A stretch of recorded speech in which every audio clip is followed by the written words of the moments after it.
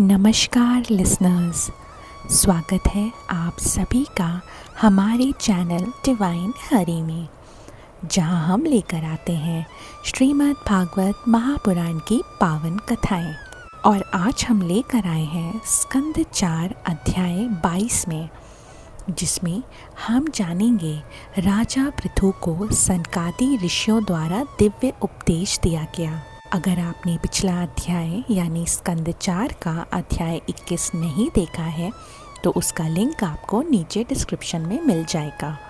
कृपया पहले उसे ज़रूर देखें। वीडियो को लाइक करें, अपने शुभ चिंतकों के साथ शेयर करें, कमेंट में जय श्री हरि लिखें और सब्सक्राइब करके बेल आइकन ज़रूर दबाएं ताकि हमारी हर कथा सबसे पहले आप तक पहुँचे। तो चलिए आज की इस पावन कथा को हम आरंभ करते हैं प्रभु के मंत्र के साथ। ओम नमो भगवते वासुदेवाय। श्री मैत्रेय मुनि विदुर जी से कहते हैं, हे विदुर, जब प्रजाजनों ने महाराज पृथु की जय जयकार की तभी आकाश मार्ग से सूर्य सम तेजस्वी 4 सिद्ध ऋषिगण सनक, सनंदन, सनातन और सनत कुमार वहाँ प्रकट हुए। उनकी दिव्य आभा देखकर पृथु महाराज तुरंत उनकी ओर दौड़ पड़े, जैसे कोई प्यासा व्यक्ति अमृत की ओर बढ़ता है। अपने सभी अनुचरों और सभासदों के साथ उन्होंने ऋषियों का स्वागत किया। ऋषियों ने अर्घ्य स्वीकार कर और सिंहासन पर वे विराजमान हुए। महाराज पृथु ने विधि पूर्वक उनकी पूजा की, उनके चरणों को अपने मस्तक पर धारण किया। राजा ने अत्यंत श्रद्धा से पूछा, हे मुनि श्रेष्ठों, आपके दर्शन योगियों को भी दुर्लभ है। ऐसा कौन सा पुण्य मैंने किया कि मुझे ये सौभाग्य प्राप्त हुआ है। आप जैसे तपस्वियों का जहाँ चरण पड़ता है वहाँ की धूल भी परम पावन हो जाती है। हम संसारिक भोगों में फंसे हुए लोग आपके जैसे संतों से ही आपका कल्याण प्राप्त कर सकते हैं।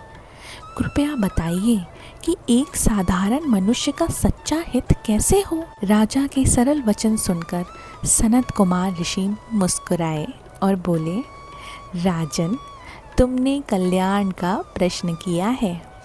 ये सज्जनों का लक्षण होता है। सच्चा कल्याण आत्मा की ओर प्रवृत्त होकर ही संभव है। भगवान श्री हरि के चरणों का गुणगान, भगवत कथा का श्रवण, सद्गुरु में श्रद्धा, एकांतवास, विषयों से वैराग्य और भक्ति का गहन अभ्यास, यही तो मोक्ष का मार्ग है। जो पुरुष सत्संग करता है, धर्म का आचरण करता है और निरंतर भगवान का स्मरण करता है, वही संसार सागर को पार कर सकता है। भगवत भक्ति ही वह नौका है जिससे वह कठिन संसार पार किया जा सकता है। अन्य उपायों से ये मार्ग अत्यंत कठिन है। सनकादि ऋषियों ने समझाया कि ज्ञान, वैराग्य और भक्ति के बल से मनुष्य अपने लिंग शरीर को जलाकर स्वयं को स्वरूप ज्ञान में स्थित कर सकता है। जिस प्रकार अग्नि लकड़ी से उत्पन्न होकर उसी को जला देती है, उसी प्रकार ज्ञान भी अहंकार और अज्ञान की लकड़ी को भस्म कर देता है। जो आत्मा परम प्रिय है उसे ही भूल जाना सबसे बड़ा घाटा है, और जो धन, विषयों और कामनाओं में लिप्त रहता है वह मोक्ष का अधिकारी नहीं हो सकता। हे राजन, एकमात्र श्री हरि ही सबके हृदय में व्याप्त हैं। उन्हें ही मैं मानो और उसी में स्थित हो जाओ। इस माया से मुक्त होकर उस नित्य स्वरूप परमात्मा को प्राप्त करो।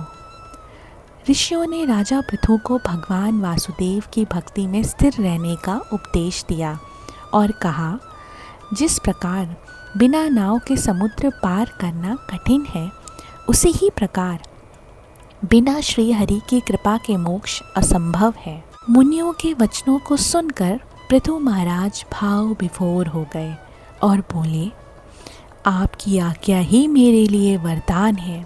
मैं क्या दे सकता हूँ? जो कुछ भी है, राज्य, सेना, धन, सब आपका ही है। मैं तो केवल आपका सेवक हूँ। पृथु महाराज ने सनकादि ऋषियों की खूब प्रशंसा की और उनके जाने के बाद भी उन्होंने आत्मज्ञान में स्थिर रहकर अपने कर्तव्यों का निष्काम भाव से पालन किया। वे तेज में अग्नि जैसे, पराक्रम में इंद्र, धैर्य में सुमेरु जैसे और दान में मेघ के समान थे। वे न्याय प्रिय, विनम्र, भक्त वत्सल और प्रजा हितकारी राजा थे। तो लिसनर्स, आपने सुना कि कैसे राजा पृथु को सनकादि ऋषियों से आत्मज्ञान और मोक्ष का मार्ग मिला। एक सच्चा राजा वही होता है जो केवल शासन ही नहीं करता बल्कि आत्मबोध की ओर भी बढ़ता है और प्रजा का कल्याण करता है। इस कथा से हमें एक शिक्षा मिलती है, वह ये है कि सच्चा धर्म केवल कर्म में नहीं बल्कि आत्मा को जानने में है। विषय वासना में डूबा मनुष्य कभी भी परम शांति प्राप्त नहीं कर सकता, लेकिन यदि वह सद्गुरु, शास्त्र और श्रीहरि की भक्ति से जुड़े तो ये संसार सागर भी नौका बन जाता है। अगर आपको हमारी आज की कथा अच्छी लगी हो तो हमारे वीडियो को लाइक करें, शेयर करें और अपने विचार नीचे कमेंट में ज़रूर लिखें।